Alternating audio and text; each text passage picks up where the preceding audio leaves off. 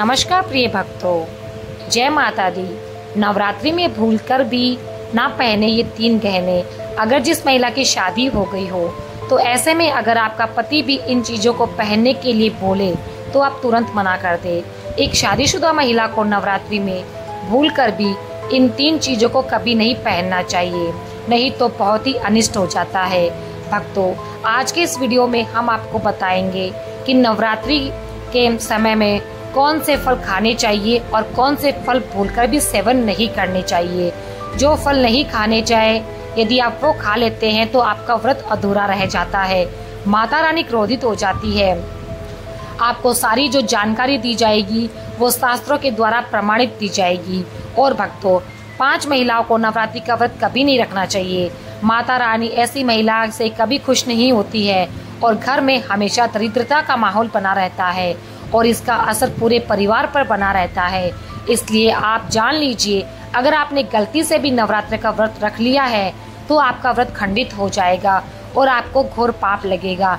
जान ले कहीं आप भी इन 7 महिलाओं में से तो नहीं है। जय माता रानी। भक्तों, नवरात्रि हिंदू धर्म के सभी त्योहारों में से एक प्रमुख त्योहार है और हमारी सनातन हिंदू धर्म के अनुसार शारदीय नवरात्रि के पर्व का भक्तों, इसके बाद की नवरात्रों में माता रानी के 9 स्वरूप शैलपुत्री, ब्रह्मचारिणी, चंद्रघंटा, माँ कुष्मांडा, स्कंद माता, कात्यायनी, कालरात्रि, महागौरी और सिद्धिदात्री की विशेष पूजा और की जाती है। भक्तों, हमारे हिंदू पंचांग में माना गया है कि इन 9 दिनों में माँ दुर्गा से जुड़ी सभी शक्तियाँ जागृत हो जाती है। इसलिए इन दिनों में माँ दुर्गा की संपूर्ण विधि विधान से पूजा करने से आपकी सभी मनोकामनाएं पूर्ण होती है। भक्तों, इस वर्ष की नवरात्रि पूरे 9 दिनों तक मनाई जाएगी, ना एक दिन कम और ना एक दिन ज्यादा। पूरे 9 दिनों तक मनाई जाएगी। माँ भगवती की विशेष रूप से पूजा आराधना की जाएगी। शारदीय नवरात्रि का महापर्व इस बार 2025 में 22 सितंबर 2025 सोमवार से शुरू होकर नवरात्रि का समापन 2 अक्टूबर 2025 को विजयदशमी के साथ होगा।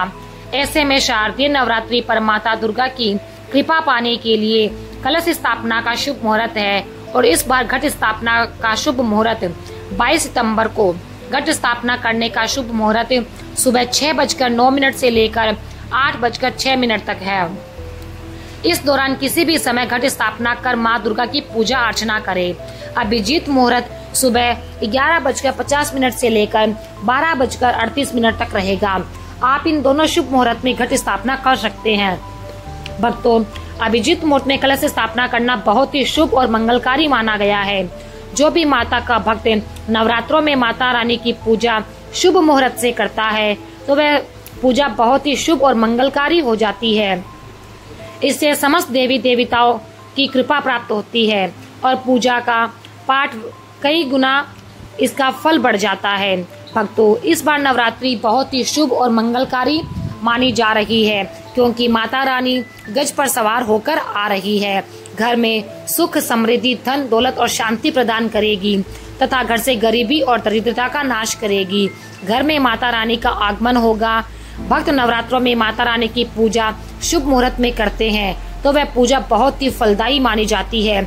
इससे समस्त देवी देवताओं की कृपा भी प्राप्त होती है। पूजा के पाठ का फल कई गुना अधिक बढ़ जाता है। तो मित्रों, अब जानते हैं कि शारदीय नवरात्रि मनाई क्यों जाती है।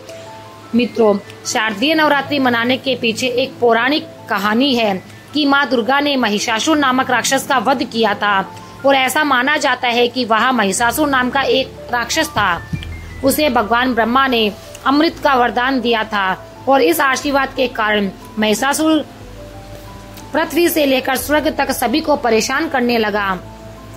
ऐसे में सभी देवी देवता उसके अत्याचार से भयभीत होकर ब्रह्मा, विष्णु और महेश के पास जाते हैं। तब तीनों देवताओं ने आदि शक्ति का आह्वान किया। तो दोस्तों, भगवान शिव, विष्णु और अन्य देवताओं के क्रोध के कारण उनके मुख से एक ज्योति प्रकट हुई और वह ज्योति एक स्त्री में बदल गई। इस तरह माँ आदि शक्ति प्रकट हुई। इसके बाद अन्य देवताओं ने उन्हें अस्त्र शस्त्र प्रदान किए। तब माँ दुर्गा ने महिषासुर को चुनौती दे डाली और वह युद्ध जो है वो 9 दिनों तक चलने लगा। 10वें दिन माँ ने महिषासुर का वध कर दिया। ऐसा माना जाता है कि इन 9 दिनों के दौरान देवी माँ ने 9 रूप धारण किए और राक्षसों का वध किया। इसी कारण से इसे 9 दिनों तक नवरात्रि के रूप में मनाया जाता है। और आपको बता दें कि शास्त्रों में शारदीय नवरात्रि का विशेष महत्व माना गया है। दोस्तों, ऐसा माना गया है कि 9 दिनों तक चलने वाले शारदीय नवरात्रों के दौरान व्यक्ति मानसिक और शारीरिक रूप से मजबूत होते हैं। मनुष्य की आध्यात्मिक शक्ति बढ़ती है। इस प्रकार लोग इच्छा, क्रोध, अहंकार, ईर्ष्या, लोभ आदि से मुक्त हो जाते हैं और उनका मन और शरीर शुद्ध हो जाता है और उनकी बुद्धि स्वाभाविक रूप से काम करने लगती है। अब जानते हैं कि शारदीय नवरात्रि में क्या खाएं और क्या नहीं खाएं और क्या पिए और क्या नहीं पीना चाहिए। कौन सा फल विशेष शुभकारी माना गया है और कौन सा फल खाना विशेष अशुभ माना गया है, तो हम आपको विस्तार से बताएंगे। लेकिन आगे बढ़ने से पहले कमेंट बॉक्स में एक बार जय माता दी अवश्य लिखिएगा। यदि हमारे पास आपकी राशि के अनुसार कोई भी उपाय होगा तो हम आकर आपको कमेंट का रिप्लाई जरूर बता देंगे। अगर आपको अपनी राशि नहीं पता है तो आप अपना नाम कमेंट बॉक्स में अवश्य डालिएगा ताकि हमें आपकी राशि का पता चल सके। राशि के अनुसार किया गया कार्य बहुत ही लाभदायक माना जाता है। मैया वैष्णो रानी बहुत प्रसन्न होती है। तो कमेंट में लिखिएगा, माता रानी हमारे घर में जय माता रानी, एक लाइक जरूर करिएगा। वैष्णो माता रानी के लिए एक लाइक तो बनता ही है भक्तों। शास्त्रों के अनुसार बताए गए व्रत चाहे किसी भी प्रकार के क्यों ना हो, उनसे जुड़े कुछ नियमों का पालन तो करना होता ही है। क्योंकि भक्तों, जो मन के मुताबिक किया जाए वह संघर्ष नहीं कहलाता। कहा जाता है कि मनोकामना को पूर्ण करने के लिए थोड़ा सा संघर्ष यानी कि तपस्या तो करनी ही पड़ती है। इसलिए ऐसी मान्यता है कि व्रत को पूर्ण विधि विधान से किया जाना चाहिए, तभी ही आपको व्रत का पूर्ण लाभ प्राप्त होता है। अति उत्तम और शीघ्र दीर्घायु का वरदान प्राप्त होता है। सारी मनोकामनाएं पूर्ण हो जाती है। ऐसे व्यक्ति को मरने के बाद भी माता रानी के चरणों में स्थान मिलता है। वह सदैव माँ की सेवा करता है और ऐसा भक्त स्वर्ग लोक में जाता है। इसलिए हर शास्त्र यही कहता है कि सच्चे दिल से अगर आपके मन में ईश्वर के प्रति श्रद्धा हो तो बिना पूजा पाठ के ही सारा फल मिल जाता है। और अगर मन में ईश्वर के प्रति शंका हो तो उस मनुष्य को कई जन्मों तक सुख नहीं मिलता, वह नरक में ही भटकता रहता है। भागवत गीता में भगवान श्री कृष्ण ने स्वयं कहा है, भक्तों, जो मनुष्य सच्चे हृदय से ईश्वर को पुकारता है तो उसका नाता उस शक्ति से जुड़ जाता है जिसे आपने सच्चे हृदय से पुकारा था। इसलिए मित्रों, भगवान ने स्वयं कहा है कि सच्चे हृदय से ही ईश्वर प्राप्त होते हैं और उनकी मनोकामना पूर्ण करते हैं। चलिए भक्तों, अब जानते हैं नवरात्रों के दौरान क्या नहीं खाना चाहिए और क्या नहीं पीना चाहिए। कौन सा फल खाने से व्रत संपूर्ण होता है और कौन सा फल खा लेने से व्रत बीच में टूट जाता है। दोस्तों, हमारे चैनल को सब्सक्राइब कर लेना ताकि आपको आने वाली अनेक जानकारियां मिलती रहिए। तो दोस्तों, आपको बता दें कि भूलकर भी नवरात्रि के दिनों में पानी पूरी कभी मत खाना, क्योंकि इस दिन कभी कभी बीच में शुक्रवार पड़ जाता है और शुक्रवार को माँ संतोषी का वार कहा गया है। माँ संतोषी खट्टी चीजों को बिल्कुल भी पसंद नहीं करती। जो मनुष्य खट्टी चीजों को खाते हैं माँ उनसे क्रोधित हो जाती है, क्योंकि नवरात्रों में माता संतोषी जागृत अवस्था में होती है। और भक्तों, आपको ये बता दें कि माता संतोषी की शक्ति नवरात्रों में कई करोड़ गुना बढ़ जाती है। और नवरात्रों में जो शुक्रवार पड़ जाए तो इमली नहीं खानी चाहिए, माता संतोषी रुष्ट हो जाएगी, आपको दंड भी दे सकती है। नींबू नहीं खाना चाहिए। वैसे तो नवरात्रि के व्रत में नींबू खा लेते हैं, पर अगर शुक्रवार हो तो माता संतोषी के क्रोध से बचने के लिए आपको नींबू नहीं खाना है। इस दिन आपको नींबू का त्याग करना है। शारदीय नवरात्रि में पानी पूरी क्यों नहीं खानी चाहिए ये बताते हैं, क्योंकि उसमें लहसुन और प्याज होता है, खट्टा भी होता है, जो हमारे व्रत को भंग कर सकता है, पाप लग सकता है। अगर आप शारदीय नवरात्रि या शुक्रवार को खट्टा नहीं खाते हैं तो माता संतोषी आपको धन धान्य से मालामाल कर देती है, आपके घर में अपना आवास बना लेती है। बस शुक्रवार के दिन नवरात्रों के समय में आपको खट्टाई का त्याग करना होगा और इन सब बातों का पालन करना होगा, फिर चाहे आपने व्रत रखा हो या ना रखा हो। शुक्रवार के दिन या अन्य दिनों में लहसुन प्याज नहीं खाना चाहिए। भक्त नवरात्रि के दिन अगर आपने व्रत रखा है तो ये फल आपको जरूर खाने चाहिए। मैं आपको बताती हूँ कि आपको कौन से फल खाने चाहिए। भोग में आपको सेब, आदि जरूर अर्पित करना चाहिए। अगर आपका व्रत है तो आपको इसे जरूर खाना चाहिए। केला, पपीता, खरबूज, तरबूज, मीठे अंगूर जरूर खाने चाहिए। इन फलों से व्रतधारी को शक्ति मिलती है और व्रत संपूर्ण माना जाता है। और शास्त्र कहते हैं कि नवरात्रि के दिनों में केला जरूर खाए। नवरात्रि के दिनों में केला घर में प्रवेश होना बड़ा ही शुभ माना गया है। केला खाने से नवरात्रि का व्रत सफल हो जाता है, क्योंकि इसमें माता रानी और भगवान विष्णु का आशीर्वाद मिला होता है। नवरात्रि के दौरान जो कुछ भी खाता है उसे दुखों का सामना नहीं करना पड़ता है। केला आपको जरूर खाना चाहिए। इससे माता लक्ष्मी प्रसन्न होती है और आशीर्वाद देती है। नवरात्रों में तेल की तली हुई हरी मिर्च खा सकते हैं, लेकिन कम मात्रा में खानी है। व्रत के दौरान ज्यादा तीखा नहीं खाना चाहिए। भक्तों, व्रत में तीखा खाने से व्रतधारी की जो पेट की आंतें होती है उसमें जख्म हो जाते हैं। क्योंकि इस दौरान हम व्रत का पालन करते हैं तो हमारे पेट में कुछ नहीं होता, इसलिए हल्का खाना खाना ही सर्वोपरि है और उत्तम भी माना गया है।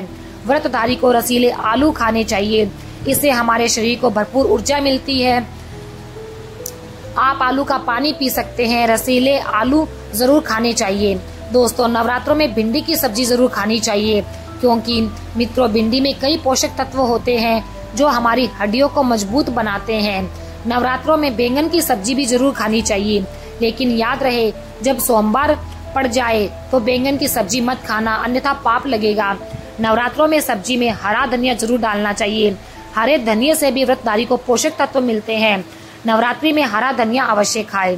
इससे भक्तों आपका शुगर लेवल भी ठीक रहेगा। नवरात्रों में रिफाइंड का तेल और सरसों का तेल भूलकर भी नहीं खाना चाहिए। आपको मूंगफली के तेल का ही सेवन करना चाहिए। नवरात्रि के अंदर व्रतधारी को डिब्बा बंद लस्सी, डिब्बा बंद जूस आदि नहीं पीने चाहिए, क्योंकि उसमें कई प्रकार के केमिकल्स होते हैं जिसके कारण आपका व्रत टूट सकता है, भंग हो सकता है। उसकी बजाय आप ताजा फलों का जूस पिए तो सही रहेगा। एक विशेष बात, जूस में कभी भी नमक ना डालें, सादा ही पीना चाहिए। दोस्तों, फलों का जूस सादा पीने से आपका व्रत सफल होता है। नवरात्रि के दौरान सिंघाड़े का आटा, कुट्टू का आटा खाने से पहले जान ले कि आटा पुराना नहीं होना चाहिए, क्योंकि दोस्तों पुराने आटे में कीड़े पड़ जाते हैं जिसके कारण आपका व्रत टूट सकता है। क्योंकि ये छोटे छोटे कीड़े हमें दिखाई नहीं देते और आपके मुंह तक पहुंच जाते हैं। ऐसा खाना मतलब कीड़े मकोड़ों का मांस खाने के बराबर ही माना गया है। तो नवरात्रि के दौरान आप शाम के समय खाने में दही ले सकते हैं और आलू वगैरह भी ले सकते हैं। आलू के चिप्स ले सकते हैं, साबूदाने की कोई भी रेसिपी बनाकर ले सकते हैं, आलू के पापड़ भी ले सकते हैं, चाय वगैरह भी पी सकते हैं। साथ ही साथ ये भी जानिए कि माता रानी को 3 चीजें कभी अर्पित नहीं करनी चाहिए, अन्यथा माता रानी क्रोधित हो जाती है। ऐसे में अगर आपको चैत्र नवरात्रि की रात या एक चीज अगर दिखाई दे जाए तो समझो माता रानी आपसे प्रसन्न है। जानिए सब कुछ इस वीडियो में। मित्रों, धर्मशास्त्रों के अनुसार शारदीय नवरात्रि का पर्व बहुत ही शुभ और अत्यंत दुर्लभ एवं मंगलकारी माना गया है। धन संपदा प्राप्त करने वाला महापर्व तथा धन वैभव कीर्ति यश प्राप्त करने वाला विशेष उत्सव माना गया है। माता रानी हमारे जीवन के सभी कष्टों को दूर करती है, हमारे घर में धन की वर्षा करती है। इसलिए सच्चे दिल से कमेंट में जय माता रानी अवश्य लिखिए। तो फिर आगे बताते हैं आपको कि यदि आपकी राशि के अनुसार हमारे पास कोई भी उपाय होगा तो आप अपनी राशि को कमेंट बॉक्स में लिख दीजिएगा, हम आपको वह उपाय जरूर बताएंगे। दोस्तों, अब जानते हैं कि माता रानी को ऐसा क्या नहीं चढ़ाना चाहिए जिसे माता रानी नाराज हो जाए। एक बार हमने गलती से माता रानी को ये चीज चढ़ा दी थी, तब हमें माता के क्रोध का सामना करना पड़ा था। इसलिए शारदीय नवरात्रि पर आप ऐसी गलती मत करना। हमारे शास्त्रों के अनुसार माता रानी को प्रसन्न करना इतना आसान नहीं है, और जो व्यक्ति माता रानी को प्रसन्न कर लेता है तो वह व्यक्ति अचल संपत्ति का मालिक बन जाता है। उसके ऊपर माता लक्ष्मी की बड़ी कृपा जोरों से बरसती है। कई पीढ़ियां तक उन्हें गरीबी नहीं देखने को मिलती।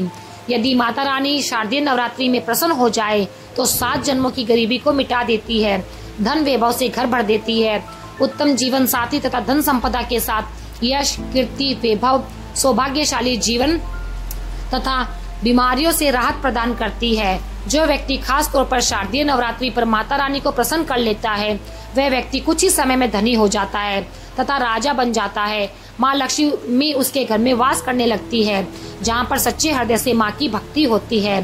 तो आपको बता दें कि इस साल भर के इस त्योहार में माता रानी की पूजा में ये 3 चीजें माता रानी को कभी मत चढ़ाना, नहीं तो आप बर्बाद हो जाएंगे। सबसे पहली बात यह है जिसे हम जानते हैं भक्तों, इस दिन राहु केतु अपनी चरम सीमा पर होते हैं। तो जो लोग कर्ज लेते हैं, कर्ज देते हैं, राहु केतु उनके जीवन में आकर उल्टा उन्हें कंगाल या बर्बाद कर देते हैं और ऐसे घर में माता लक्ष्मी या दुर्गा रुष्ट हो जाती है। आप माता रानी को शारदीय नवरात्रि पर एक मिश्री का टुकड़ा भी अर्पित करके पूजा पाठ कर सकते हैं, लेकिन किसी से कर्जा लेकर पूजा पाठ ना करना। यदि आपके पास धन नहीं है तब भी माता रानी उतना ही प्रसन्न होती है और आपके जीवन में धन और धनवान पूर्ण रूप से आपको यश कीर्ति प्रदान करती है। माता को छल कपट द्वारा धन प्राप्त करने पर तथा उन पैसों से माता रानी की पूजा करने से वह प्रसन्न नहीं होती है, उल्टा माता रानी अत्यंत भयानक रूप से क्रोधित हो जाती है। इसलिए मैं तो कहती हूँ कि ऐसा ना करें तो ज्यादा ही अच्छा होगा कि हमने जो गलती की कम से कम आप वह गलती ना करें। इसलिए हम चाहते हैं कि माता रानी की कृपा आपको उचित मार्ग करने के बाद ही प्राप्त हो। भक्तों, जब माता रानी की मूर्ति या तस्वीर लेकर आए तो हमेशा ध्यान से देख लें। टूटी हुई तथा छटकी हुई मूर्ति कभी नहीं लानी चाहिए। खंडित मूर्ति की पूजा नहीं की जाती है, इससे माता रानी नाराज हो जाती है। शारदीय नवरात्रि पर पूजा की चौकी पर लाल कपड़े बिछाना चाहिए। सफेद कपड़ा तथा काला कपड़ा या नीला कपड़ा नहीं बिछाना चाहिए। लाल रंग माता रानी के लिए सर्वश्रेष्ठ माना गया है। भगवान कृष्ण कहते हैं, जो व्यक्ति माता रानी की पूजा में लाल कपड़े का आसन बिछाकर माता रानी की पूजा करेगा, उसके घर में धन, वैभव और यश कीर्ति उत्तम फलाहार के रूप में उसका घर अन्न धन से भरा रहेगा। घर में सुख समृद्धि बनी रहेगी। इसे माता रानी अत्यंत प्रसन्न होकर इस पर आसन पर विराजमान होती है। वीडियो में अंत तक बने रहना दोस्तों और लाइक और कमेंट जरूर कर देना। इस समय आपको जटा वाला नारियल चढ़ाना है, क्योंकि नारियल माता रानी का प्रतीक होता है। शारदीय नवरात्रि पर नारियल घर में अवश्य लाना चाहिए। इसे साक्षात माता रानी का आगमन माना गया है। माता रानी को फलों में नाशपति नहीं चढ़ानी चाहिए, इससे पाप लगता है। नाशपति यानी नाश करने वाला, इसलिए शुभ समय में नाशपति नहीं चढ़ानी चाहिए। माता रानी के पूजन में अक्षत यानी चावल का बहुत महत्व बताया गया है। शारदीय नवरात्रि पर चावल माता रानी को अवश्य अर्पित करें। टूटे हुए चावल अर्पित ना करें, इससे माता रानी नाराज हो जाती है। इस समय माता लक्ष्मी घर पर आती है। प्राचीन समय से एक बात चली आ रही है कि जो आपको सच्चा ज्ञान प्राप्त होगा उसके आधार पर ही आप आगे बढ़ेंगे। झूठा ज्ञान आपको हमेशा परेशान ही करेगा, क्योंकि इस समय माँ दुर्गा, लक्ष्मी और 9 देवियों की पूजा की जाती है। इसलिए शारदीय नवरात्रियों के पूजन में तुलसी अर्पित नहीं करनी चाहिए। अगला जो जरूरी कार्य है जो नवरात्रि में आपको जरूर करना है, घर के मुख्य द्वार पर दोनों तरफ आपको स्वास्तिक का चिन्ह बनाना है। देखिए, मैं आपको बता दूं, लगभग कम अक्सर में वीडियो में देखने को मिलता होगा कि घर के मुख्य द्वार पर जब हम किसी शुभ दिन या फिर किसी शुभ तिथि पर या शुभ त्योहार पर हम स्वास्तिक बनाते हैं तो घर के मुख्य द्वार पर, तो ये बात तो आप पहले से जानते होंगे कि माँ भगवती का आशीर्वाद बनता है।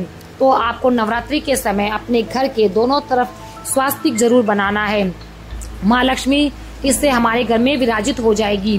तो इसलिए माँ का स्वागत करने के लिए आपको मुख्य द्वार के दोनों तरफ हल्दी या फिर कुमकुम के द्वारा स्वास्तिक बनाना है।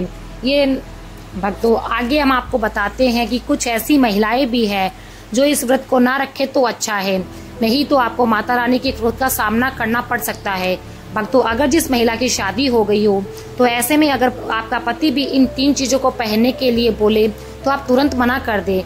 एक शादीशुदा महिला को भूलकर भी इन 3 चीजों को कभी नहीं पहनना चाहिए, नहीं तो बहुत बड़ा अनर्थ हो सकता है। आज हम महिलाओं से संबंधित आपको साफ साफ बातें बताने वाले हैं जो हर पति को एक बार अवश्य सुनना चाहिए। शादी हो जाने के बाद पति पत्नी 7 जन्मों के लिए एक दूसरे के हो जाते हैं। पति पत्नी शादी हो जाने के बाद अपनी जवानी को ठंडा करने के लिए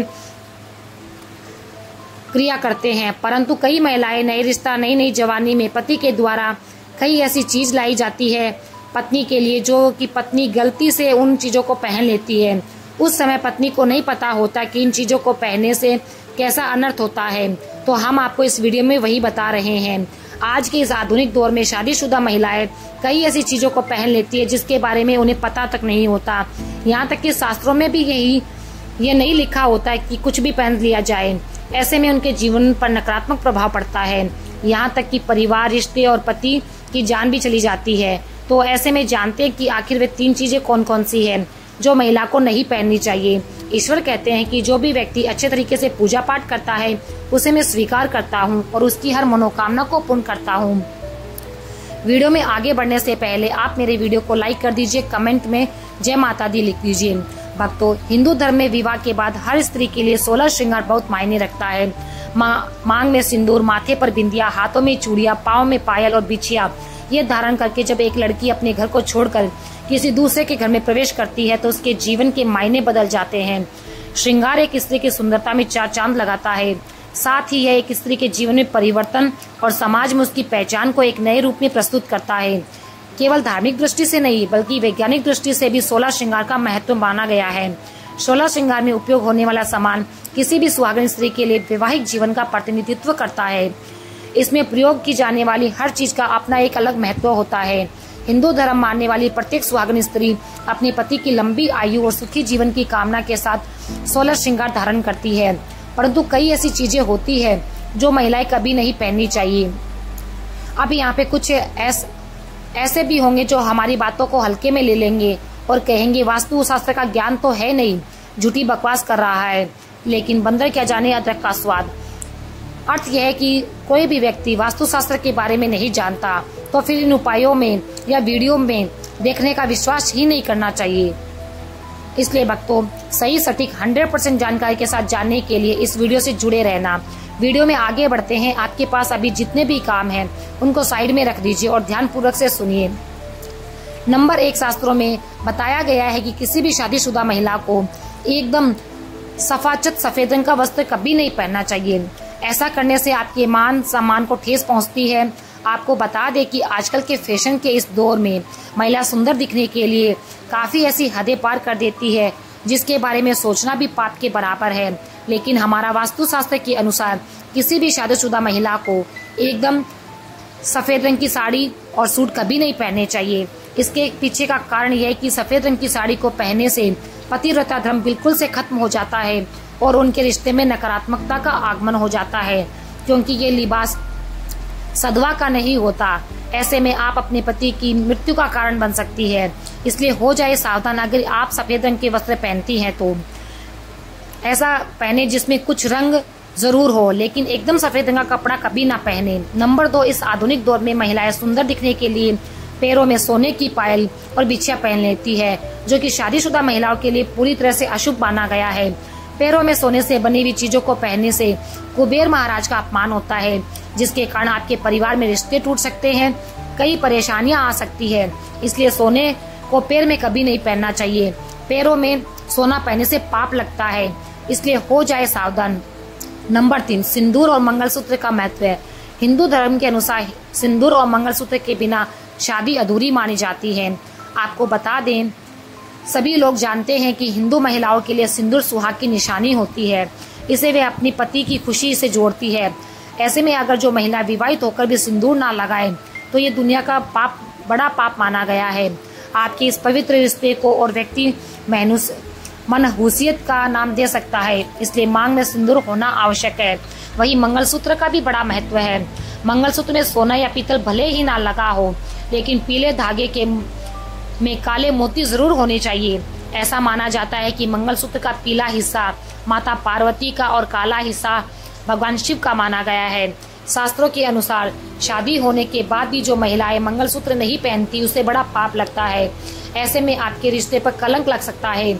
इसलिए एक शादीशुदा महिला को मंगलसूत्र अवश्य पहनना चाहिए, नहीं तो कम से कम गले में काला धागा तो पहन ही सकते हैं। तो दोस्तों, ये 3 चीजें ऐसी थी जो शादीशुदा महिलाओं को नहीं पहननी चाहिए। अगर आपको ये जानकारी पसंद आई तो हमारे चैनल को सब्सक्राइब करें, लाइक करें और कमेंट में जय माता दी लिखना बिल्कुल भी ना भूलें।